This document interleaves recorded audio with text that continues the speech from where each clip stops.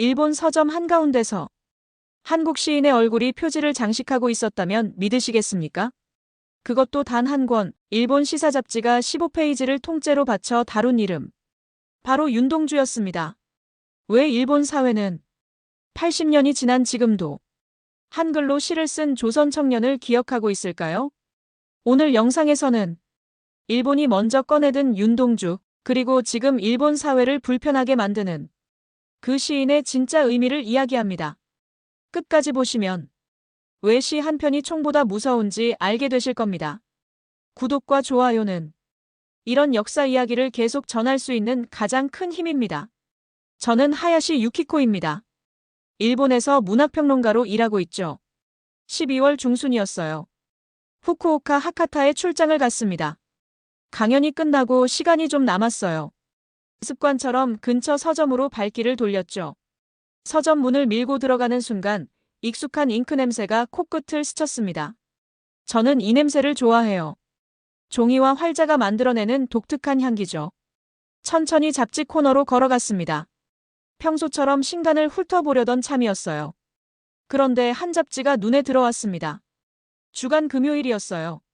일본의 진보 성향 시사 주간지죠. 표지가 심상치 않았습니다. 한국인으로 보이는 젊은 남성의 흑백 사진이 크게 실려 있었어요. 저는 잡지를 집어들었습니다. 손이 살짝 떨렸어요. 표지에 선명하게 적혀 있었습니다. 윤동주. 한국의 시인이었죠. 왜 지금? 저도 모르게 중얼거렸습니다. 주변을 둘러봤어요. 이게 마지막 한 권이었습니다. 다른 건 다 팔렸다는 뜻이죠. 가슴이 두근거렸어요. 일본 시사 잡지가 한국 시인을 표지로 다룬다. 그것도 80년 전에 죽은 시인을요. 뭔가 특별한 이유가 있을 거라는 생각이 들었습니다. 잡지를 펼쳐봤어요. 목차를 확인했죠. 놀라움이 충격으로 바뀌었습니다. 특집 기사였어요. 그것도 단순한 소개가 아니었습니다. 저는 계산대로 향했습니다. 점원에게 물어봤어요. 이 잡지 많이 팔렸나요? 점원이 고개를 끄덕였습니다. 네, 오전에 입고됐는데 금방 나갔어요. 윤동주 특집이라서 그런가 봐요. 저는 잡지를 꼭 쥐고 서점을 나섰습니다. 근처 카페로 들어갔죠. 커피를 주문하고 자리에 앉았습니다. 잡지를 펼쳤어요. 첫 페이지부터 압도당했습니다. 15페이지나 되는 특집이었어요. 윤동주의 생애, 그의 시, 일본에서의 죽음까지 빠짐없이 다루고 있었습니다. 이건 단순한 기사가 아니야. 저는 혼잣말을 했습니다. 컵을 들었지만 커피는 마시지 못했어요. 손이 떨려서요. 이 잡지가 왜 지금 윤동주를 다루는지 알아야 했습니다. 그리고 그 이유가 무엇이든 분명 중요한 의미가 있을 거라는 확신이 들었죠. 창밖으로 하카타의 겨울 풍경이 보였습니다. 회색빛 하늘 아래 사람들이 분주히 오가고 있었어요. 저는 다시 잡지에 시선을 고정했습니다. 이 특집을 만든 사람들의 의도가 궁금했어요. 그리고 무엇보다 왜 일본 독자들이 이 잡지를 사갔는지 알고 싶었습니다. 첫 장을 넘겼습니다. 윤동주의 얼굴이 다시 나타났어요. 젊고 맑은 눈빛이었습니다. 그 눈이 저를 보고 있는 것 같았죠. 당신은 누구였나요? 저는 조용히 물었습니다. 대답은 없었어요. 하지만 이 잡지 안에 답이 있을 거라는 걸 알았습니다. 저는 다음 페이지를 넘겼죠. 카페에서 저는 1시간 넘게 잡지를 읽었습니다. 처음부터 끝까지 집중해서 봤어요. 커피는 식어버렸죠. 신경 쓸 여유가 없었습니다. 주간 금요일은 일본에서 꽤 알려진 시사주간지예요. 진보 성향이 강하죠. 권력을 감시하고 사회 문제를 파헤치는 걸로 유명합니다. 그런 잡지가 윤동주에게 15페이지를 할애했어요. 기사 구성이 체계적이었습니다. 윤동주의 생애부터 시작했어요. 만주에서 태어나 한국과 일본을 오가며 공부한 청년의 이야기였죠. 그가 쓴 시들이 실려 있었습니다. 일본어 번역과 함께요. 저는 하늘과 바람과 별과 시라는 시집 제목을 봤습니다. 들어본 적이 있었어요. 하지만 제대로 읽어본 건 처음이었죠. 쉽게 쓰여진 시. 이 제목이 눈에 들어왔습니다. 시를 읽었어요. 가슴이 먹먹해졌습니다. 기사는 윤동주가 일본에서 어떻게 살았는지 설명했습니다. 도쿄의 리쿄 대학에서 공부했다고 해요. 그리고 교토의 도시샤 대학으로 옮겼죠. 하지만 졸업하지 못했습니다. 1943년 그가 체포됐어요. 독립운동을 했다는 혐의였습니다. 치안유지법 위반이었죠. 저는 이 법을 잘 알고 있었습니다. 일본 역사에서 가장 어두운 법 중 하나예요. 윤동주는 후쿠오카 형무소에 수감됐습니다. 2년 뒤에 죽었어요. 27살이었죠. 사인은 알 수 없었습니다. 일본 정부는 제대로 된 설명을 하지 않았어요. 저는 잡지를 덮었습니다. 심호흡을 했죠. 머릿속이 복잡했어요. 일본이 한 청년을 죽였습니다. 그것도 시를 쓴다는 이유로요. 왜 일본 잡지가 이걸 다루지? 의문이 들었습니다. 자국의 과거 잘못을 드러내는 건 쉬운 일이 아니에요. 특히 일본에서는요. 하지만 주간 금요일은 과감하게 특집을 꾸몄습니다. 기사에는 일본 내 윤동주 추모 모임도 소개돼 있었어요. 매년 그를 기리는 사람들이 모인답니다. 대부분 일본인이었죠. 그들은 윤동주의 시를 읽고 그의 죽음을 애도했습니다. 일본에도 양심이 있구나. 저는 생각했습니다. 물론 소수의 목소리일 거예요. 하지만 그 목소리가 존재한다는 게 중요했죠. 기사는 윤동주 연구자들도 인터뷰했습니다. 일본 대학 교수들이었어요. 그들은 윤동주의 문학적 가치를 높이 평가했습니다. 단순한 저항 시인이 아니라고 했죠. 보편적 인간의 고뇌를 담은 시인이라고 말했어요. 저는 고개를 끄덕였습니다. 맞는 말이었어요. 윤동주의 시는 한국만의 것이 아니었습니다. 누구나 공감할 수 있는 감정이 담겨 있었죠. 밖이 어두워지고 있었습니다. 카페 안에 조명이 켜졌어요. 저는 잡지를 다시 펼쳤습니다. 아직 읽을 게 많이 남아 있었죠. 15페이지라는 분량이 의미심장했습니다. 이건 단순한 추모가 아니에요. 메시지가 있었습니다. 일본 사회를 향한, 그리고 독자들을 향한 메시지요. 저는 다음 장을 넘겼습니다. 리쿄 대학 총장의 인터뷰가 시작되고 있었어요. 리쿄 대학 총장의 인터뷰가 실려 있었습니다. 저는 이 부분을 특히 주의 깊게 봤어요. 리쿄 대학은 윤동주가 다녔던 곳이죠. 그곳의 수장이 직접 나섰다는 게 놀라웠습니다. 총장의 이름은 기사에 명확히 나와 있었어요. 사진도 함께 실렸죠. 60대 중반으로 보이는 남성이었습니다. 표정이 진지했어요. 인터뷰는 총장의 말로 시작됐습니다. 윤동주는 우리 대학의 학생이었습니다. 하지만 우리는 그를 지키지 못했어요. 저는 이 문장에서 멈췄습니다. 다시 읽었죠. 일본 명문대 총장이 과거의 잘못을 인정하고 있었어요. 쉬운 일이 아닙니다. 총장은 윤동주의 시를 언급했습니다. 특히 한 구절에 주목했어요. 나와 악수를 한다. 이 구절이었습니다. 저도 아까 읽었던 부분이었죠. 참회록이라는 시에 나오는 말이에요. 총장이 해석을 덧붙였습니다. 이 구절을 보면 가슴이 아픕니다. 윤동주는 자기 자신과 악수를 할 수밖에 없었어요. 그의 손을 잡아줄 일본인이 없었기 때문입니다. 저는 숨을 멈췄습니다. 이 해석이 충격적이었어요. 맞는 말이었죠. 윤동주는 일본에서 철저히 고립됐습니다. 조선인이라는 이유로요. 총장은 계속 말했습니다. 우리 사회가 그를 외롭게 만들었습니다. 차별과 억압이 그를 고독 속으로 밀어넣었어요. 그래서 그는 자기 자신하고만 악수를 했던 겁니다. 기사를 읽으면서 눈시울이 뜨거워졌습니다. 저는 일본인이에요.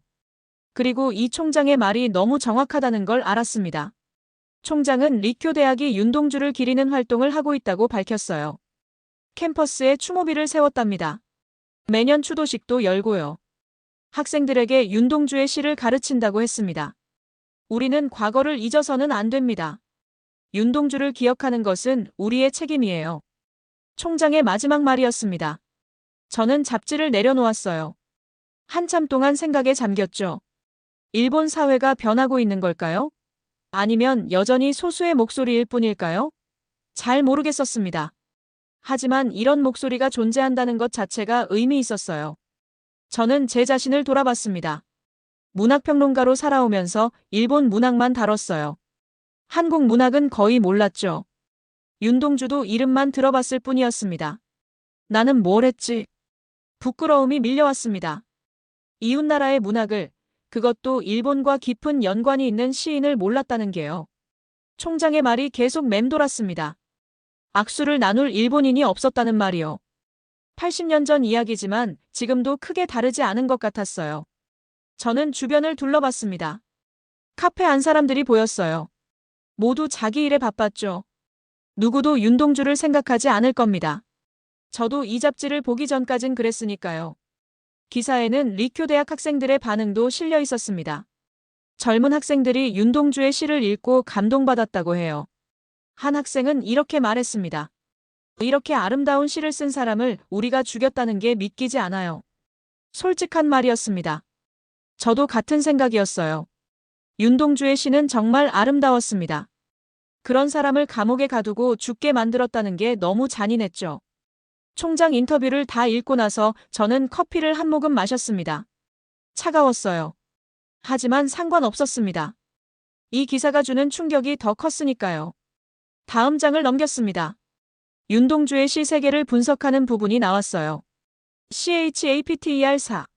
시는 조용한 저항이었다. 윤동주의 시를 본격적으로 다루는 섹션이었습니다. 저는 평론가답게 집중했어요. 시를 분석하는 건 제 전문 분야니까요. 기사는 3편의 시를 중점적으로 소개했습니다. 쉽게 쓰여진 시, 병원, 참회록이었어요. 각각 일본어 번역과 해설이 달려 있었죠. 먼저 쉽게 쓰여진 시를 읽었습니다. 제목부터 역설적이었어요. 시가 쉽게 쓰여진다는 게 뭘 의미할까요? 시의 첫 구절이 충격이었습니다. 창밖에 밤비가 속살거려 육첩방은 남의 나라. 남의 나라. 윤동주에게 일본은 남의 나라였습니다. 당연하죠. 하지만 그 말 속에 담긴 외로움이 느껴졌어요. 시는 이렇게 끝났습니다. 시가 이렇게 쉽게 쓰여지는 것은 부끄러운 일이다. 저는 고개를 숙였습니다. 이 구절의 의미를 생각했어요.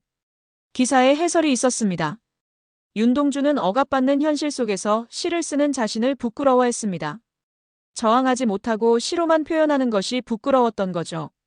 맞는 해석이었습니다. 저도 그렇게 읽었어요. 윤동주는 자기 자신을 검열했습니다. 시를 쓰면서도 괴로워했죠. 다음은 병원이었습니다. 이 시는 더 절박했어요. 아픈 사람을 돌보는 내용이었지만 실제로는 조국의 상황을 은유한 거였죠. 차라리 병들어 누워 아무것도 하지 못하는 게 나을까? 윤동주의 고민이 담긴 구절이었습니다. 저는 이해했어요. 그는 무력했습니다. 일본 제국주의 앞에서 할 수 있는 게 없었죠. 참회록은 가장 강렬했습니다. 앞서 총장이 언급했던 악수 구절이 나오는 시예요. 거울 속에는 내가 살고 싶은 사람이 있다. 이 말이 가슴을 쳤습니다. 윤동주는 자기 자신조차 온전히 살 수 없었어요. 거울 속 이상적인 자아와 현실의 자아가 분리돼 있었죠. 기사는 이렇게 설명했습니다. 윤동주의 시는 저항시가 아닙니다. 하지만 가장 강력한 저항입니다. 총칼 없이도 양심으로 싸울 수 있다는 걸 보여줬으니까요. 저는 고개를 끄덕였습니다. 정확한 분석이었어요. 윤동주는 무기를 들지 않았습니다. 폭력을 쓰지도 않았죠. 그저 시를 썼을 뿐이에요. 그런데 일본은 그를 두려워했습니다. 시가 사람들의 마음을 움직일 수 있다는 걸 알았으니까요. 그래서 그를 감옥에 가뒀습니다. 문학의 힘이구나. 저는 중얼거렸습니다. 평론가로 살면서 항상 믿어왔던 거예요. 문학은 세상을 바꿀 수 있다고요. 윤동주가 그 증거였습니다. 기사에는 일본 문학과의 비교도 나왔습니다. 같은 시기 일본 시인들은 전쟁을 찬양했어요. 국가주의에 물들었죠. 하지만 윤동주는 달랐습니다. 그는 시대에 타협하지 않았습니다. 기사의 평가였어요. 저는 동의했습니다. 쉬운 일이 아니었을 거예요. 주변 모두가 전쟁을 외칠 때 혼자 양심을 지킨다는 건요. 저는 제 삶을 돌아봤습니다. 평론가로서 얼마나 타협했을까요? 권력에 순응하지는 않았을까요? 부끄러웠습니다. 윤동주의 시는 80년이 지난 지금도 살아있었습니다. 사람들이 읽고 감동받고 있었어요. 반면 전쟁을 찬양했던 시들은 다 잊혔죠. 진실은 결국 이긴다. 저는 생각했습니다. 윤동주가 증명했어요. 억압 속에서도 진실을 쓰면 그게 살아남는다고요. 기사 말미에 윤동주의 유고 시집 이야기가 나왔습니다. 하늘과 바람과 별과 시요. 그가 죽은 뒤에 출간됐어요. 그는 자기 시집을 보지 못했습니다. 이 문장이 너무 슬펐습니다. 저는 잠시 눈을 감았어요. 시인이 자기 시집을 못 본다는 게 얼마나 비극적인지요. 하지만 그의 시는 살아남았습니다. 그리고 지금 일본에서 저처럼 일본인이 읽고 있었어요. 이것도 의미가 있었죠.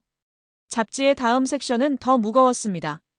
치안 유지법에 대한 설명이 나왔어요. 저는 이 법을 잘 알고 있었습니다. 일본 근대사에서 가장 악명 높은 법이죠. 1925년에 만들어졌습니다. 명목은 사회주의와 공산주의를 막는다는 거였어요. 하지만 실제로는 정부에 반대하는 모든 사람을 탄압하는 도구였죠. 윤동주가 바로 이 법으로 체포됐습니다. 1943년이었어요. 혐의는 독립운동이었습니다. 하지만 구체적인 행동은 없었어요. 그저 조선인이라는 것, 시를 썼다는 것만으로 충분했죠. 기사는 당시 재판 기록을 인용했습니다. 저는 손가락으로 문장을 따라가며 읽었어요. 조선 독립을 꿈꾸는 사상을 가졌음. 이게 전부였습니다. 사상만으로 2년형을 받았어요. 그리고 형무소에서 죽었죠. 저는 숨이 막혔습니다. 생각만으로 처벌받는다는 게 얼마나 끔찍한지요. 그런데 그게 실제로 일어났습니다. 일본이 했어요.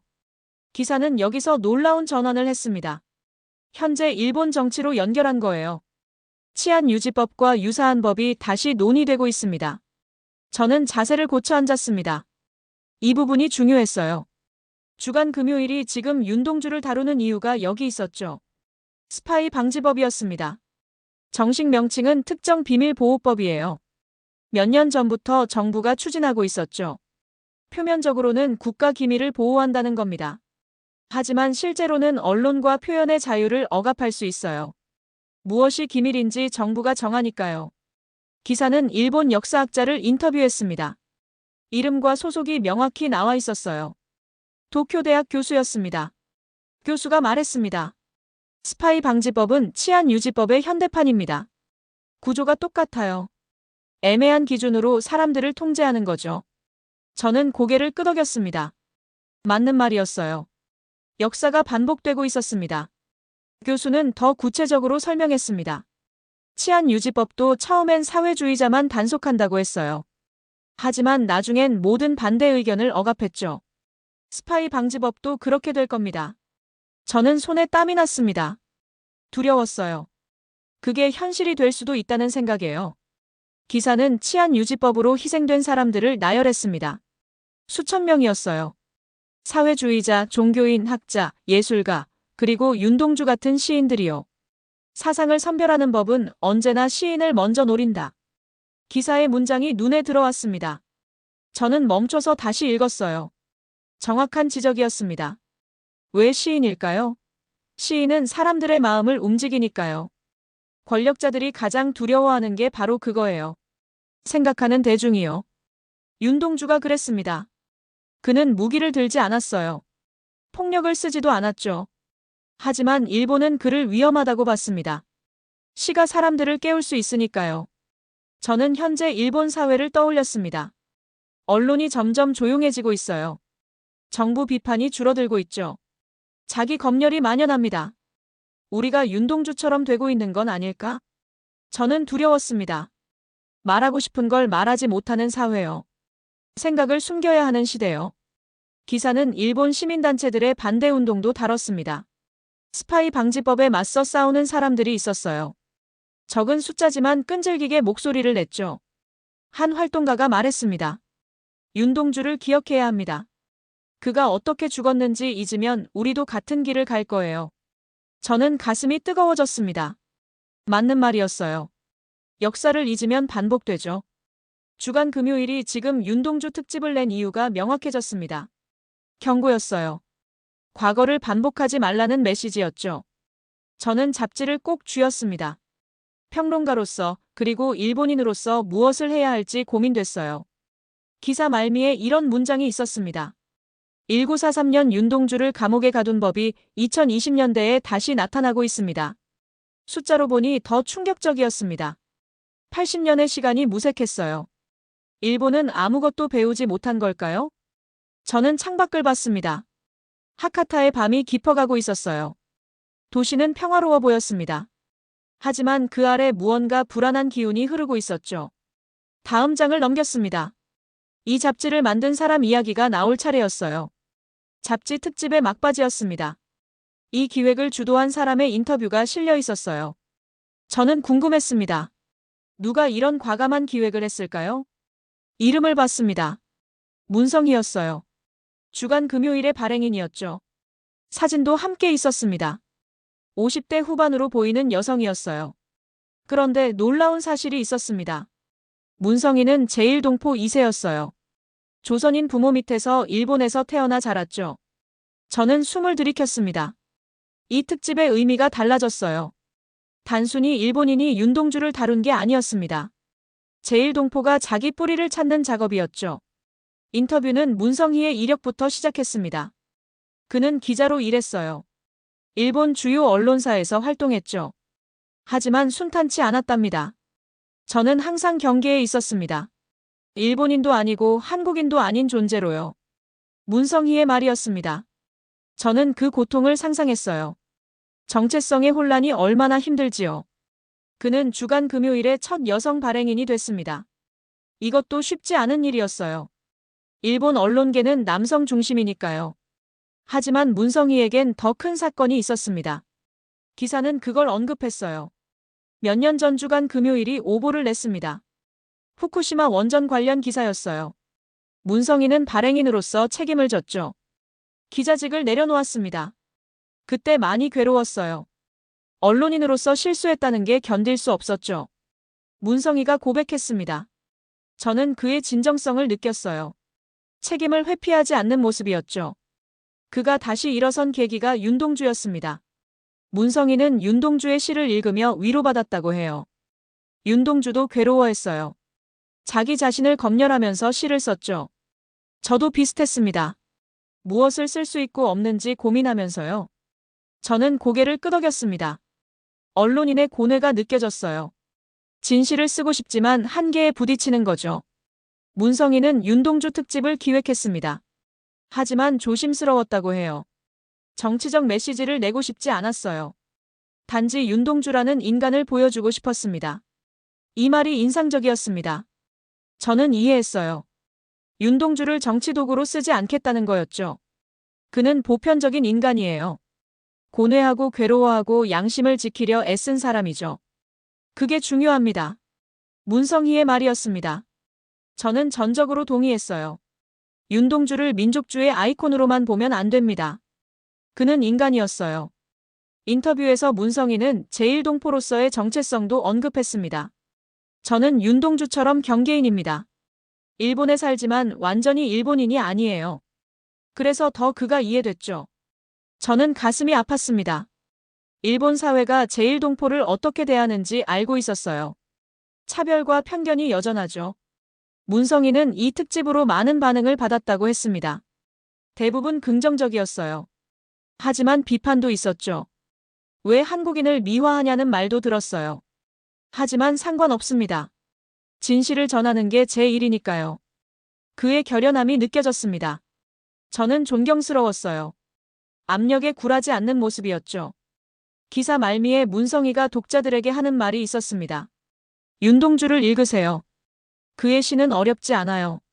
누구나 이해할 수 있죠. 그리고 느껴보세요. 양심이 무엇인지를요. 저는 잡지를 덮었습니다. 문성희라는 사람이 대단하다고 생각했어요. 제1동포로서 여성 언론인으로서 쉽지 않은 길을 걸어왔죠. 그리고 윤동주를 통해 사회에 메시지를 던졌습니다. 정치적이지 않지만 강력한 메시지였어요. 저는 제 자신을 돌아봤습니다. 저도 경계인일까요?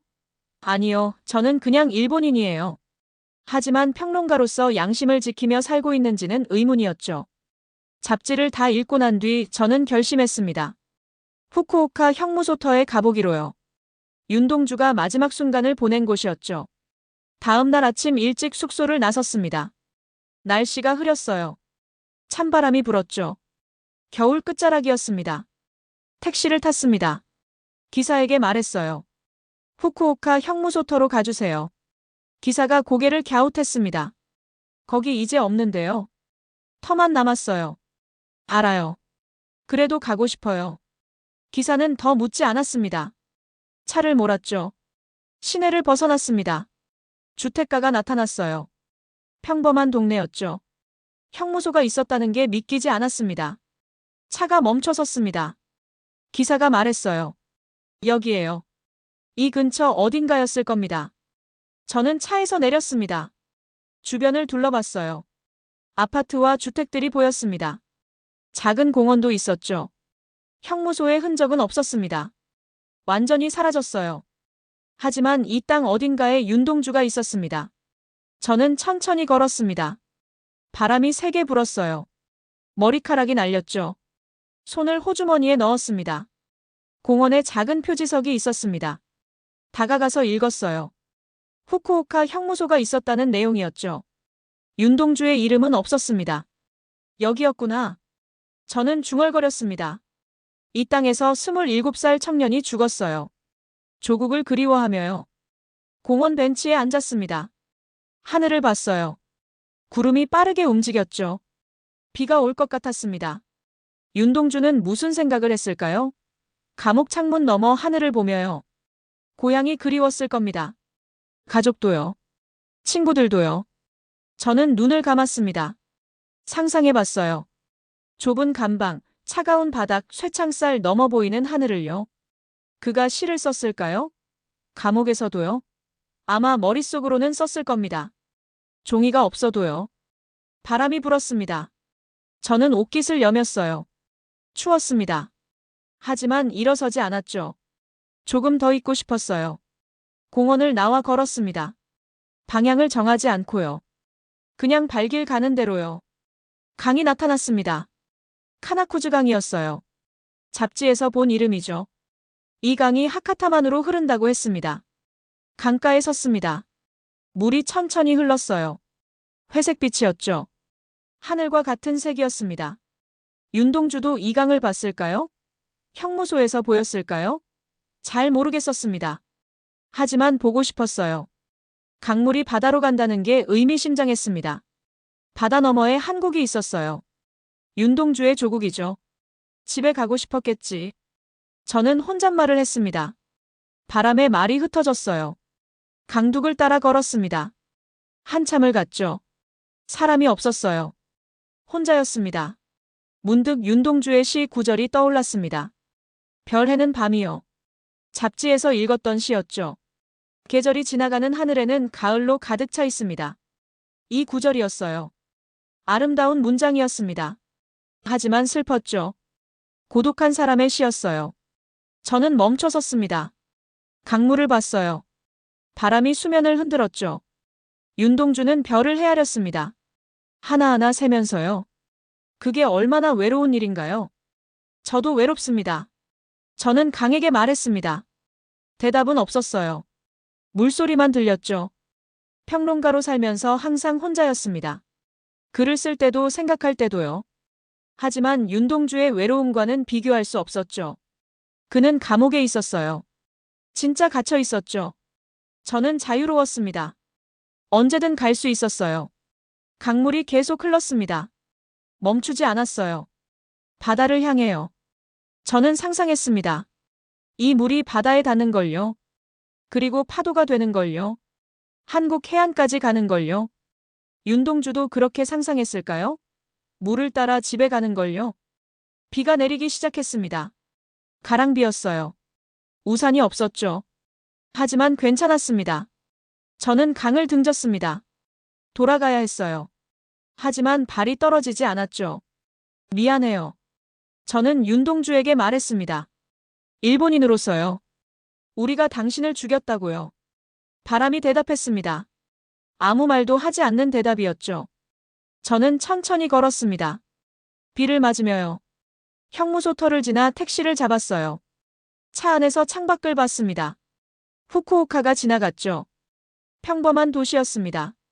하지만 이제는 달라 보였어요. 윤동주의 도시였으니까요. 숙소로 돌아와서 저는 책상에 앉았습니다. 노트북을 켰어요.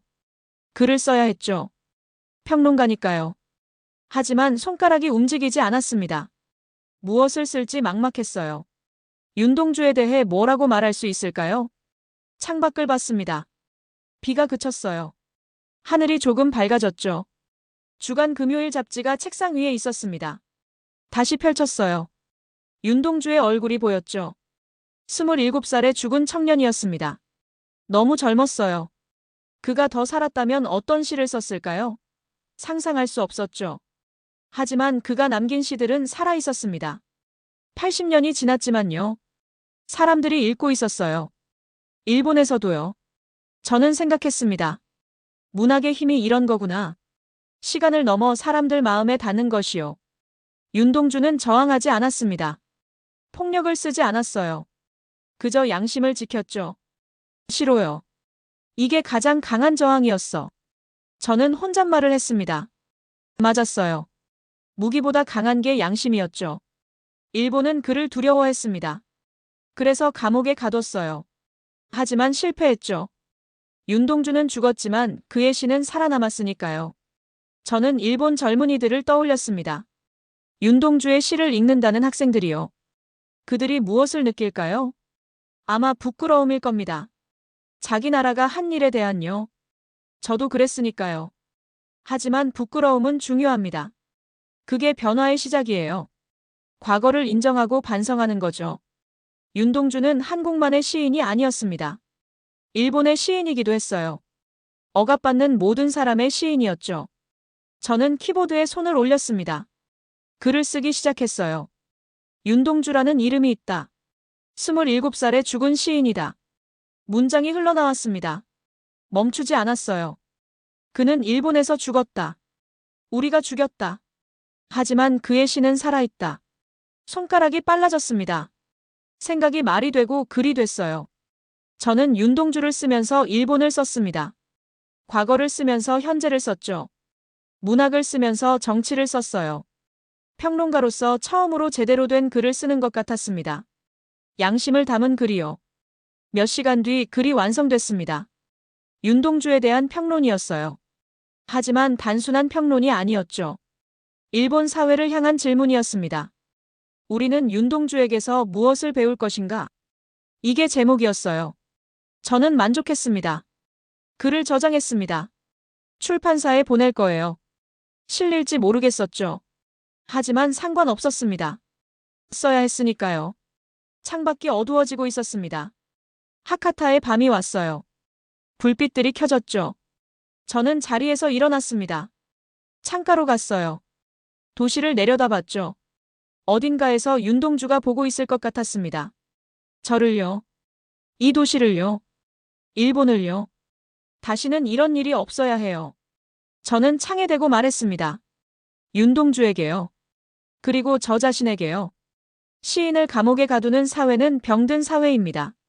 사상을 통제하는 법은 악법이에요. 일본이 그걸 배워야 했죠. 저는 다짐했습니다. 평론가로서 계속 쓰겠다고요. 윤동주처럼 양심을 지키며요. 쉽지 않을 겁니다. 압력도 있을 거예요. 하지만 해야 했어요. 윤동주가 남긴 가장 중요한 메시지는 이거였습니다. 양심을 포기하지 말라는 것이요. 저는 책상으로 돌아왔습니다. 노트북을 닫았어요. 주간 금요일 잡지를 집었죠. 이 잡지를 가져갈 겁니다. 도쿄로요. 그리고 사람들에게 보여줄 거예요. 윤동주를 알려줄 거죠. 한 사람씩이라도 괜찮습니다. 그들이 윤동주를 읽으면요. 그의 시를 느끼면요. 변화가 시작될 테니까요. 고마워요, 윤동주. 저는 잡지 표지에 그에게 말했습니다. 당신 덕분에 제가 깨어났다고요. 밤이 깊었습니다. 저는 불을 껐어요. 침대에 누웠죠. 어둠 속에서 윤동주의 시 구절이 들렸습니다. 죽는 날까지 하늘을 우러러 한 점 부끄럼이 없기를. 저도 그렇게 살고 싶었습니다. 부끄럽지 않게요. 눈을 감았습니다. 윤동주가 꿈에 나올 것 같았어요. 그와 악수하고 싶었죠. 80년 전 아무도 잡아주지 않았던 그 손을요.